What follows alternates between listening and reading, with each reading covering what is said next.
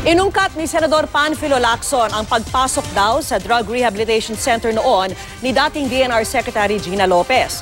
Paglilinaw naman ni Lopez, ang pagkapasok sa kanya noon sa rehab ay hindi raw dahil sa droga. Buwelta ni Lopez, below the belt ang ginawa ni Lacson na bakit ngayon lang daw ito inuungkat.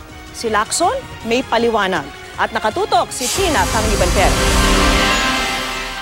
Play a clean fight. Mensahe yan ni dating DNR Secretary Gina Lopez kay Senator Panfilo Lacson matapos ihayag ng senador na kaya siya bumoto kontra kay Lopez sa Commission on Appointments ay dahil ipinasok umano ito dati sa isang drug rehabilitation center. Dahil nga hindi siya nag-undergo ng psychiatric examination, merong question tungkol sa pagiging drug dependent and or personality disorder. Kinumpirma ni Lopez na ilalagay nga siya noon sa pangangalaga ni Father Bob Garon sa isang drug rehabilitation center. Pero hindi raw droga ang dahilan nito, kundi ang pagsali niya noon sa spiritual group na Ananda Marga sa kagustuhan daw niyang tumulong sa iba. I left my house. I left my house. I was begging in the streets. I was 18, no? And then, I got the phone directory of my dad. And then I went around to all his friends asking for donations. I mean, he was just horrified. What's my daughter doing? No? Namumulubi. So what they did finally is that they decided to just forcibly get me out from there and put me with Father Bob Garon in the drug abuse rehabilitation center. Not because I took drugs, but because they wanted me out. Di rin daw senyales ng personality disorder ang pagkanta niya sa publiko. Oh, that's tapang, I think. Because I feel that the Filipino is has been colonized for so long. And then I feel that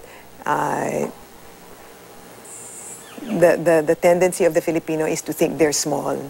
And so that's why I think I say I believe I can fly. Unfortunately, my singing career is officially over. Tanong ni Lopez, bakit daw kung kailan na ibasura na ng Commission on Appointments ang pagiging DNR Secretary niya, saka sasabihin ni Lacson ng mga ganitong bagay sa publiko? I don't take alcohol, I don't smoke. So for him to accuse me of something which happened 40 years ago and to label me on something shows that he's really going below the belt. If you want to argue with me on principles. Argue with me on the truth. Don't bring up mud just to bring up mud. Pero depensa ni Lacson, napilitan lang siyang ipaliwanag ang boto niya laban kay Lopez matapos magpahiwatig si Pangulong Duterte na may mga nabayaran upang bumoto laban kay Lopez. Sayang si Gina. I really like her passion, but you know how it is. This is a democracy. And love him when he talks. I cannot accept that. Kaya nga ako medyo umangal and I was forced to explain my vote to reject. Kasi kung hindi, magkakaroon ng parang cloud of doubt na kung ano ba talaga yung reason ko for rejecting. May mga panawagan na mula sa mga miyembro ng Commission on Appointments na magsagawa ng investigasyon sa alegasyon ng suhulan. Handa naman daw si Senate President at CA Chairman Coco Pimentel na imbestigahan ang issue.